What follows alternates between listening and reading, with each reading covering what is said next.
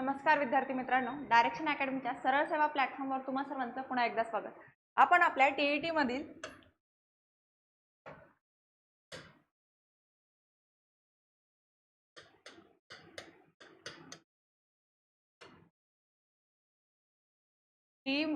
मधील पेपर 2 जो आहे आपला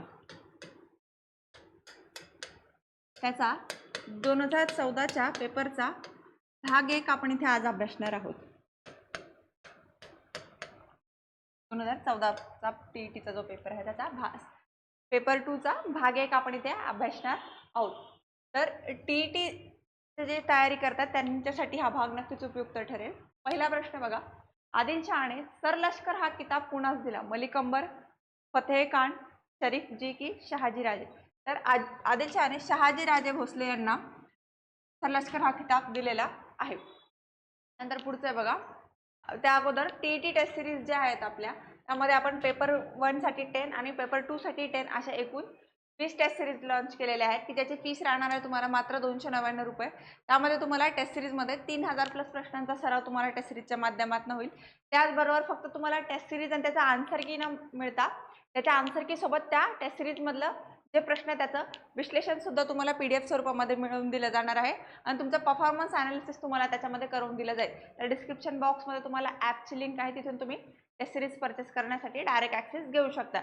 त्याचबरोबर डिस्क्रिप्शन बॉक्समध्ये तुम्हाला कॉन्टॅक्ट नंबर दिलेला आहे की जेणेकरून तुमच्या ज्या काही समस्या असतील टीईटी टेस्ट सिरीज संदर्भात म्हणा किंवा टीईटी परीक्षे संदर्भात तर त्या तुम्हाला तिथं निरसन केलं जाईल. तर आपला पुढचा प्रश्न आहे बघा, चुकीची जोडी ओळखायची. नाव बदललेलं जे आहे बघा, किल्ल्यांचं जे नाव बदलले त्याच्यातली चुकीची जोडी सांगायची. मुरुंबदेव, राजगड, रायरी, रायगड, घोरप्या, प्रतापगड की रायरेश्वर, रोहिडा? तर पर्याय क्रमांक 4 हे अयोग्य आहे बघा, रोहिडा नाही आहे. घोरप्या, प्रतापगड जावळीकडच्या मोऱ्यांकडनं जेव्हा मिळवलं त्यावेळी घोरप्याचं प्रतापगड झालं, रायरीचं रायगड आणि मुरुंबादेवीचं आपण राजगड केलेलं आहे. तर पर्याय क्रमांक 4 हे आपलं चुकीची जोडी ठरेल. त्यानंतर पुढचं आहे बघा, जोड्या लावायच्या गट अ आणि गट ब मधल्या. एकदा आपण गट अ वाचू आणि दुसरा गट ब वाचू. पहिले गट अ मध्ये आहे बघा, मॉस, फर्डिनांड मॅगलन, रॉजर बेकन आणि हॅले. तर गट ब मध्ये आहेत विचारवंत, खलाशी, खगोलशास्त्रज्ञ की धर्मसुधारणा? आता तुम्हाला ह्या सामाजिक शास्त्रामधल्या ह्या भागामध्ये एक गोष्ट वारंवार जाणवेल PYQच्या माध्यमातून की युरोपातील जे प्रबोधन युग जे आहे त्याच्यावर आपल्याला प्रत्येक प्रश्नपत्रिकेमध्ये एखादा प्रश्न मिळतो. तर प्रबोधन युग जे आहे युरोपमधलं ते आपण व्यवस्थित अभ्यासणं गरजेचं ठरेल. तर त्यामध्ये जर बघा इस्मॉइस जर बघायला गेलं तर धर्मसुधारक आहे आपल्याला प्रबोधन युगामध्ये. अ चं 4 जिथे जिथे आहे ते उत्तर आहेत, बाकीचे आपले जातात. एलिमिनेशन नुसार आपला तिसरा आणि चौथा पर्याय तर गेला. फर्डिनांड मॅगलन हे खलासी होते.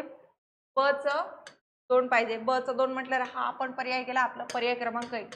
एलिमिनेशन टेक्निकने सुद्धा आपण इकडे जाऊ शकतो. रॉजर बेकर विचारवंत होते, हॅले हे खगोलशास्त्रज्ञ होते. त्यानंतर बघा, मिरत कट खटल्यात पुढीलपैकी कोणाला ब्रिटिश सरकारने अटक केली नव्हती मिरत कट खटल्यामध्ये? त्यामध्ये श्रीपाद अमृत डांगे, निंबकर, मुझफ्फर अहमद, राजेंद्र लाहिरी. तर पुढीलपैकी राजेंद्र लाहिरी जे आहेत का त्यांना मिरत कट खटल्यामध्ये अटक नाही झाली, त्यांना काकोरी कट आहे का त्याच्यामध्ये अटक आहे. हिंदुस्थान सोशलिस्ट रिपब्लिकन आर्मी जे आहेत आपलं त्याच्याशी संबंधित ते आहेत आणि 1925चा जो काकोरी कट आहे का आपला काकोरी षडयंत्र त्याच्यामध्ये लाहिरींना अटक झालेली आहे. उर्वरित 3 जे आहे श्रीपाद अमृत डांगे असेल, निमकर असेल, मुझफ्फर अहमद यांना मिरत कट खटल्यामध्ये आपल्याला कारवाई झालेली बघायला मिळते. तो कम्युनिस्ट पार्टी ऑफ इंडियाच्या माध्यमातून झालेला आहे. ते कम्युनिस्ट नेता जे आहेत जे कॉम्रेड होते बघा त्यांनी केलेला आहे आणि त्याच्यामध्ये तो कधी झालेला आहे बघा 1929 मध्ये. आणि राजेंद्र लाहिरी 1925 मध्ये काकोरी षडयंत्राशी संबंधित त्यांना अटक झालेली आहे. त्यानंतर पुढचा बघा, भारतात हडप्पा संस्कृतीच्या वसाहतीत लिपीत मजकूर असलेल्या विटा या ठिकाणी सापडल्या. ॲसिरियन, बॅबिलियन, मोसापोटामियन आणि सुमेरियन.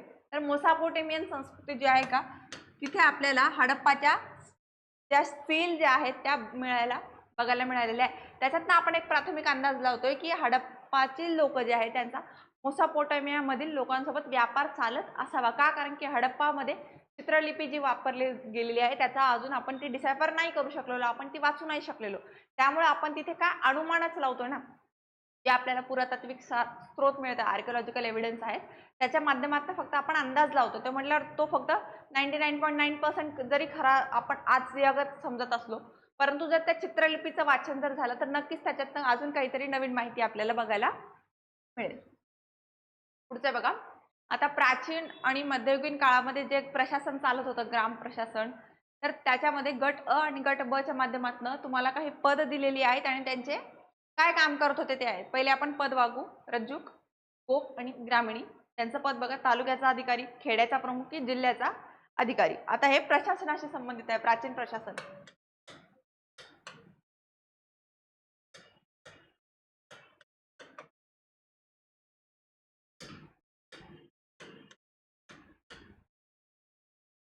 त्यामध्ये पहिलं आहे बघा, ग्रामीणी जो होता का खेड्यांचा प्रमुख होता. क च 3 असलेला जेवढे पर्याय आहेत ते आपले योग्य ठरेल. क च 3 इथे एक एलिमिनेशनने आपण पहिल्या प्रश्नावर पोहोचतोय. पहिलं हे आपले योग्य उत्तर आहे. रज्जुक जो आहे का हा जिल्ह्याचा अधिकारी होता बघा आणि गोप हा तालुक्याचा अधिकारी. त्यावर ग्रामीण खेड्याचा प्रमुख, ग्रामीणी खेडे. त्याच्यानंतर गोप जो आहे तो तालुका,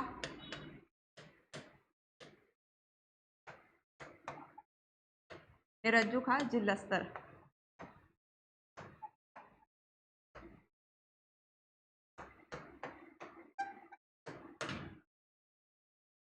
तर पर्याय क्रमांक 1 आपला हे योग्य उत्तर ठरेल. पुढचं आहे बघा, अकबर बादशहाने निर्माण केलेल्या दिन ए इलाही नवी व्यवस्था म्हणजे काय? मानवतावाद, एकेश्वरवाद आणि विश्वबंधुत्व या तत्वांवर आधारित होती, इस्लाम धर्मावर आधारित होती, हिंदू धर्मावर आधारित होती की ख्रिश्चन धर्मावर आधारित होती? तर अकबराने सुरू केलेलं दिन ए इलाही जे आहे का ते मानवतावाद, ईश्वरवाद व विश्वबंधुत्व या तत्वावर आधारित होतं. आणि त्याचबरोबर त्यांना अजून एक महत्त्वपूर्ण घटना आहे बघा, ते म्हणजे इबादतखाना. त्या इबादतखानामध्ये इतर धर्मीय जे इस्लामच्या व्यतिरिक्त जे इतर धर्मीय जे होते ते सर्व धर्मांचे धर्मगुरू एकत्र येऊन ते साधक बाधक चर्चा करतील असा एक प्राथमिक अंदाज होता. परंतु त्या इबादतखाना काही काळाने बंद करावा लागला. त्याचं कारण काय की प्रत्येक धर्मगुरू जो आहे तो स्वतःचा धर्म सुपिरियर आहे, दुसऱ्या धर्मामध्ये कशा कशा चुका आहेत त्याच हायलाईट करायला लागले. म्हणजे जी प्रोडक्टिव्ह चर्चा व्हायला हवी होती ती न होता वाद वाढायला लागल्यामुळे इबादतखाना अकबराला बंद करावा लागला होता. आणि दिन ए इलाहीची स्थापना त्यानं 1582 मध्ये केलेली आपल्याला बघायला मिळते. त्यानंतर बघा, नायाब वकील ए मुतलक हा किताब यांना मिळाला. मल्हारराव होळकर, महदजी शिंदे, रघुजी भोसले की खंडेराव दाभाडे? तर महदजी शिंदे यांना कार्यकर्तृत्वाने प्रभावित होऊन तो मुघल बादशाह शाह आलम द्वितीय याने हा किताब त्यांना दिलेला होता.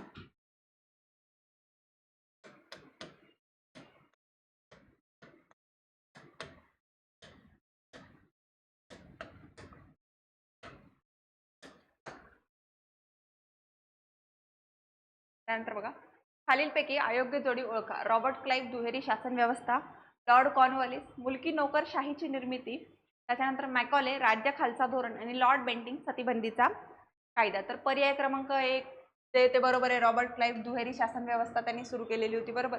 दिवाणी आणि लॉ अँड ऑर्डर मेंटेन करण्याची जबाबदारी बंगालवर दिलेली, बट महसूल गोळा करण्याची जबाबदारी ब्रिटिशांनी मिळाली रॉबर्ट क्लाइव्हच्या काळात.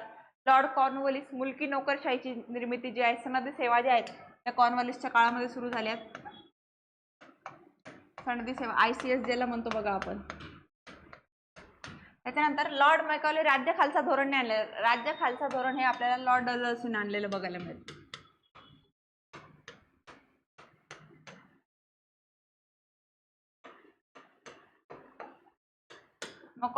मॅकॉले अकॉर्ड इंग्रजी कंपल्सरी सुरू झालं. आणि त्याच्यानंतर जर बघायला गेलं लॉर्ड बेंटिंक यांनी सतीबंदीचा कायदा 1829 आणि 1823 मध्ये राजाराम मोहन रॉय आणि जे आपले जगन्नाथ शंकर शेठ जे आहे ते आपल्याला ब्रिटनच्या पार्लिमेंटमध्ये एक पिटिशन दाखल करताना दिसत आहे की आमच्या भारतामध्ये अशी एक प्रथा आहे की ज्याच्यावर तुम्ही काही कारवाई करावी. त्यानंतर बघा, एशियाटिक सोसायटीची स्थापना या शहरात झाली. कलकत्ता, मुंबई, चेन्नई की नागपूर? तर कलकत्तामध्ये आपल्याला एशियाटिक सोसायटी ऑफ इंडियाची स्थापना 1784 मध्ये झालेली बघायला मिळते आणि त्या स्थापनेमध्ये अलेक्झांडर कनिंघम यांची महत्त्वपूर्ण भूमिका आपल्याला बघायला मिळते.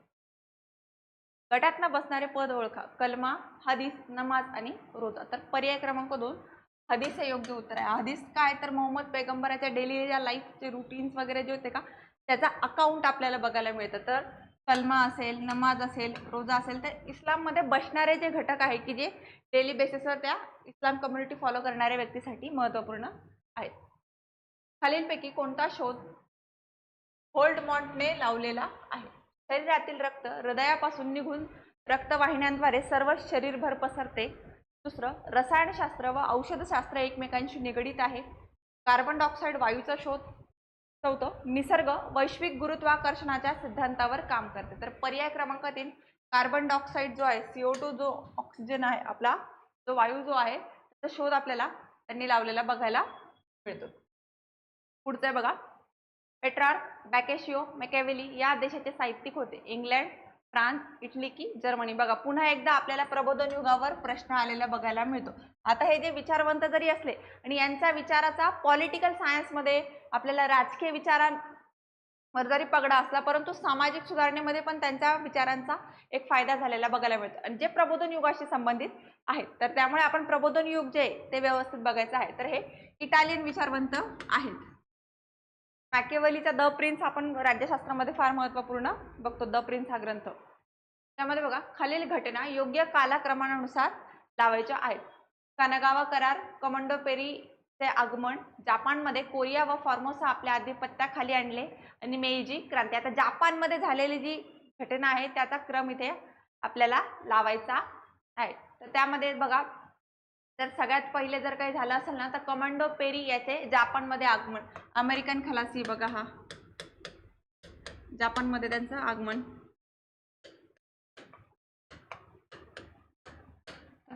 ब सर्वात पहिले जिथे जिथे आहे ते आपलं पहिले उत्तर आहे. त्यावर ब आणि क हे दोन ऑप्शन आपले एलिमिनेट होतात. आपल्याकडे दोन ऑप्शन्स उरतात आणि हे कधी होत आहे 1853 मध्ये. त्याच्यानंतर बघा कनगावा करार जो आहे का तो होतोय 1854 मध्ये. कोणामध्ये? जो कमांडो पेरी आहे का जपानच्या राजांसोबत करार करतोय अमेरिका आणि जपानमध्ये व्यापारासाठी. का? कारण की जपानचं जे अलिप्ततावादी धोरण होतं त्याला फोड करण्यासाठी. तर मग ब नंतर अ पाहिजे म्हणजे पर्याय क्रमांक 1 आपलं उत्तर ठरतं. पण उर्वरित आपण घटना बघू. आता त्याच्यानंतर जपानचं शोषण व्हायला लागलं त्यामुळे जपाननं एक आत्मनिर्भरतेचं धोरण अभ्यासलं आणि त्याच्या अंतर्गत मेईजी क्रांती जपानमध्ये झाली 1868 मध्ये की ज्याच्यातनं जपान औद्योगिकीकरण झालं.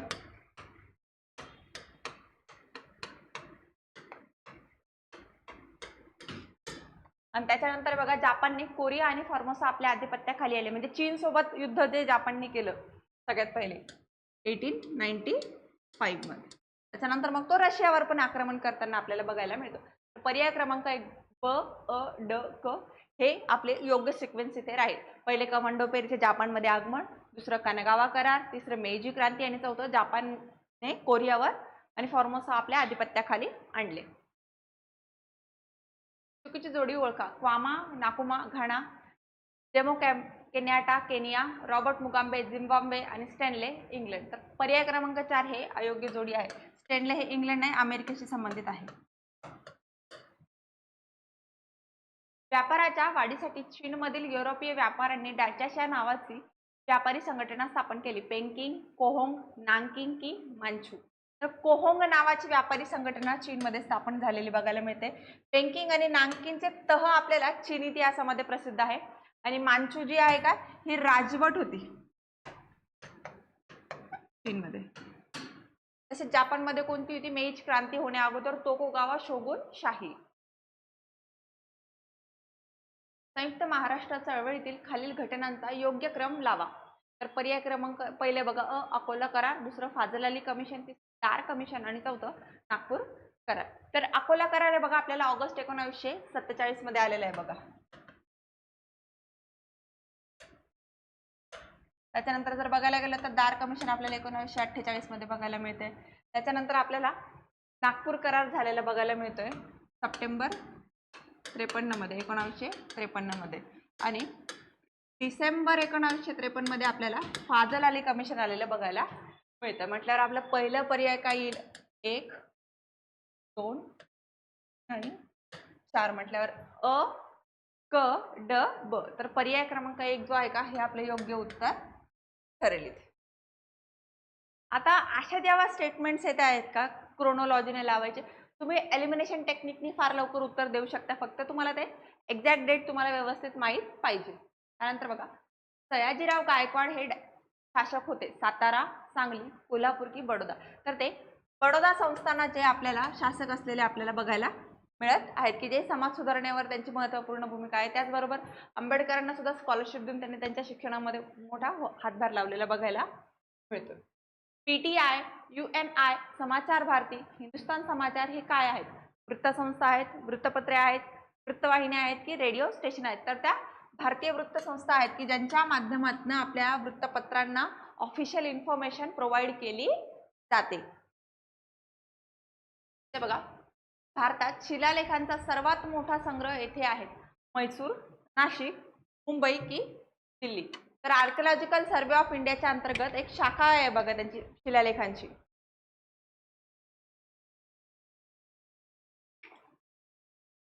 तर ती म्हैसूर कर्नाटक मध्ये बघायला मिळते.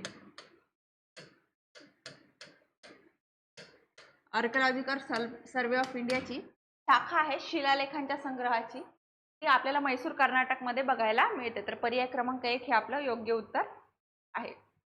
पुढचं बघा, खालीलपैकी कोणती नागरी सुविधा देणारी संस्था नाही? नागरी सुविधा देणारी संस्था नाही आहेत. पहिले बघा, अग्निशामक दल, प्राथमिक आरोग्य केंद्र, स्थानिक ग्राहक संरक्षण मंच की तांत्रिक शाळा? नागरी सुविधा देणारी संस्था नाही म्हणजे गव्हर्नमेंट त्याच्यासाठी प्रयत्न करत नाही. तर अशी संस्था बघा आपली स्थानिक ग्राहक संरक्षण मंच. आता ग्राहक संरक्षण मंच काय काम करतं? जेव्हा ग्राहक तक्रार करतायत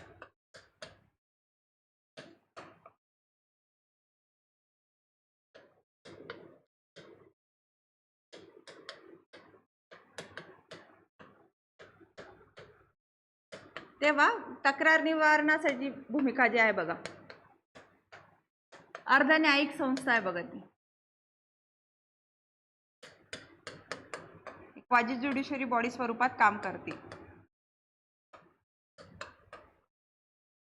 आणि उर्वरित 3 जे तांत्रिक शाळा, प्राथमिक आरोग्य, अग्निशामक ह्या नागरी सुविधा आहेत की ज्या आपल्याला महानगरपालिका असेल, ग्रामपंचायत असेल, तहसील अधिकारी असेल, तहसील असेल किंवा मग आपले जे पंचायत समिती यांच्या माध्यमातून आपल्याला प्रोव्हाइड केल्या जातात.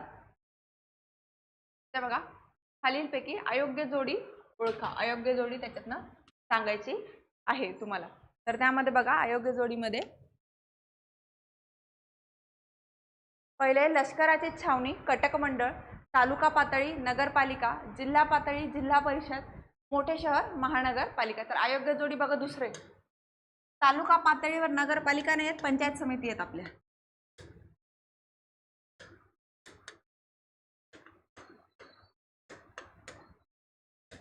आणि नगरपालिका ज्या आहेत का छोट्या शहरांसाठी असतात बघा.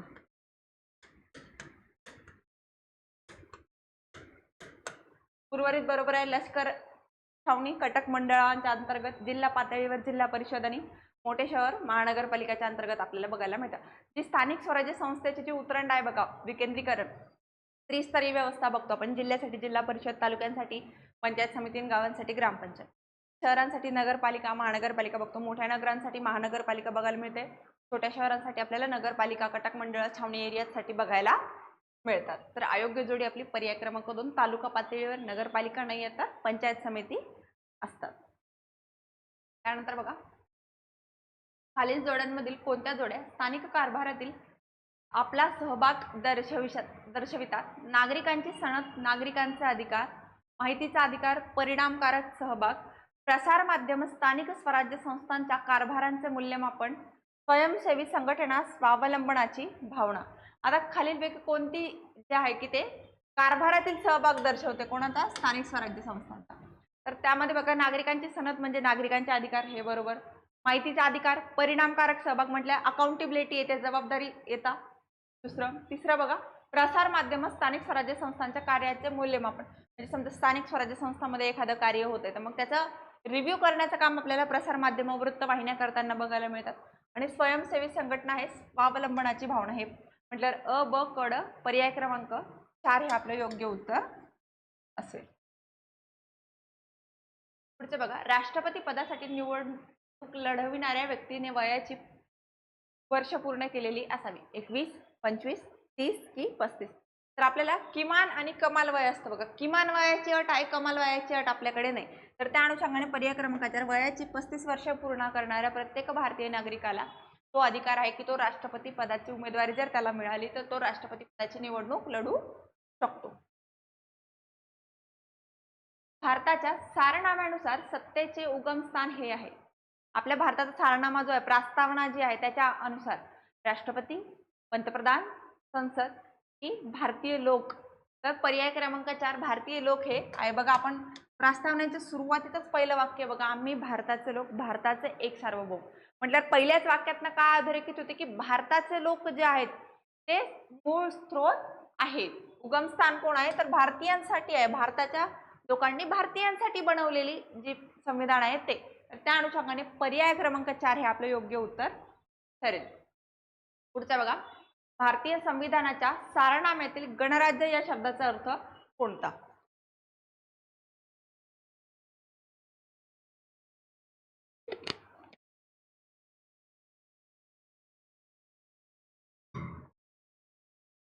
कोणतीही बाह्य सत्ता भारताच्या शासनावर नियंत्रण ठेवू शकत नाही. दुसरं, मूलभूत नियमाच्या आधारे शासन व्यवहार केले जातात. तिसरं, राज्य प्रमुख हा निवडून आलेला असतो तर तो वंश परंपरागतीने मिळत नाही. आणि चौथं, कायद्यासमोर सर्वांना समान असतात. तर पर्याय क्रमांक 3 हा राज्य प्रमुख जो आहे तो निवडून आलेला आहे आपला. मग आपले राष्ट्रपती घ्या, पंतप्रधान घ्या, हे आपल्या भारतीय जनतेपैकीच एकाला आपण निवडून दिलेलं आहे. ते वंश परंपरागत नाही. तर गणराज्य म्हणजे काय? लोकांचं राज्य, बरोबर. तर पर्याय क्रमांक 3 राज्य प्रमुख हा निवडून आलेला असतो तर त्याला वंश परंपरेने ते पद मिळालेलं राहत नाही. आता उर्वरित 3 ऑप्शन बघू. कायद्यासमोर सर्वांना समान अधिकार आहेत, बरोबर. आपलं कलम 14 सांगतं कायद्याचे समान संरक्षण आणि कायद्यापुढे समान अधिकार. मूलभूत नियमाच्या आधारे शासन व्यवहार केला जातो आपल्या संविधानाच्या माध्यमातून. त्याच्यानंतर जर बघायला गेलं तर कोणत्याही बाह्य सत्ता त्याच्यावर नियंत्रण ठेवू शकत नाही. म्हणजे काय? सार्वभौमत्व आपलं.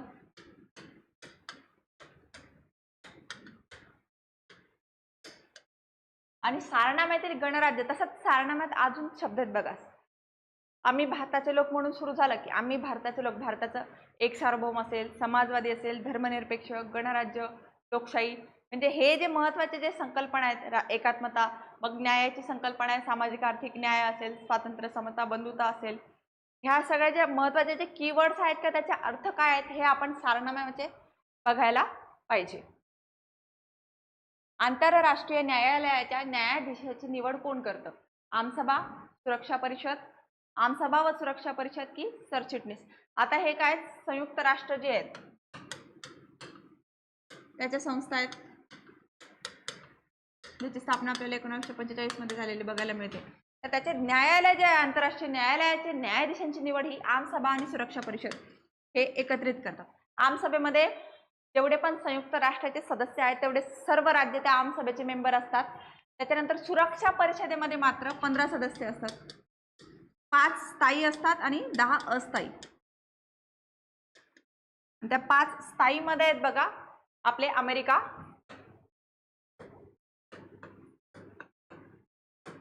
इंग्लंड, फ्रान्स, रशिया आणि चीन. हे 5 स्थायी सदस्य आपल्याला सुरक्षा परिषदेमध्ये आहेत की ज्यांना नकाराधिकार प्राप्त आहे. व्हीटो पॉवर त्यांना आहे की त्यांनी जर समजा एखाद्या विधेयकाला नकार दिला तर ते विधेयक तिथेच खारिज होतं. तर आंतरराष्ट्रीय न्यायालयातील न्यायाधीशांची निवड आमसभा आणि सुरक्षा परिषद दोघं मिळून करतात आणि त्या न्यायाधीशांचा कार्यकाळ हा 9 वर्षांचा असतो.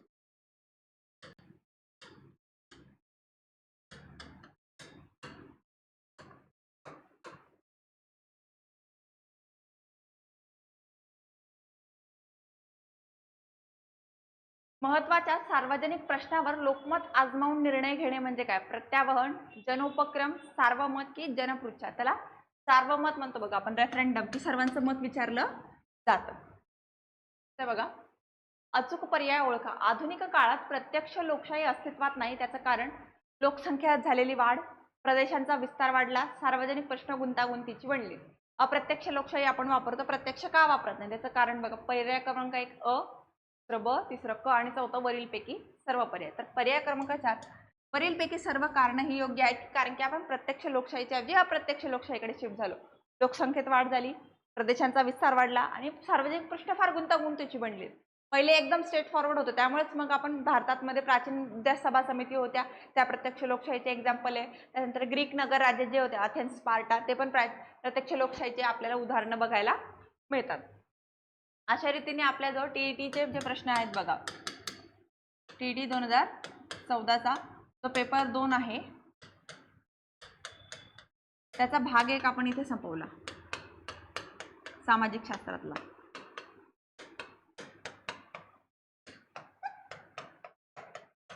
त्याचबरोबर तुम्हाला PYQ सोबत नवीन प्रश्नांचा सराव सुद्धा परीक्षेच्या दृष्टीने फार महत्त्वाचा आहे. त्या अनुषंगाने पेपर 1 चे 10 आणि पेपर 2 चे 10 असे एकंदरीत 20 टेस्ट सिरीज आपण लॉन्च केलेला आहे, की ज्याची फीस राहणार आहे मात्र 299 रुपये. तर त्यामध्ये तुम्हाला एक्झाम पॅटर्ननुसार प्रश्न बघायला मिळतील आणि त्याचबरोबर तुम्हाला त्याचं ॲनालायसिस केलेलं जे विश्लेषणाची PDF सुद्धा तुम्हाला ॲपवर उपलब्ध करून दिली जाणार आणि परफॉर्मन्स ॲनालिसिस तुमचा होईल. आणि त्यामध्ये तुम्हाला डिस्क्रिप्शन बॉक्समध्ये कॉन्टॅक्ट नंबर आणि ॲपची लिंक दिलेली आहे, की जिथून तुम्ही direct access test series purchase करण्यासाठी करू शकता. कॉन्टॅक्ट नंबर दिलेला आहे. तुमच्या ज्या काही शंका असतील टीईटी संदर्भात तर तुम्ही तिथून ते माहिती मिळवू शकता. आणि याचा जो भाग 2 जो आहे 2014च्या पेपर 2चा तो आपण आपल्या पुढच्या लेक्चरमध्ये बघूया. थांबूया आपण इथे आणि भेटूया आपल्या पुढच्या लेक्चरमध्ये. धन्यवाद.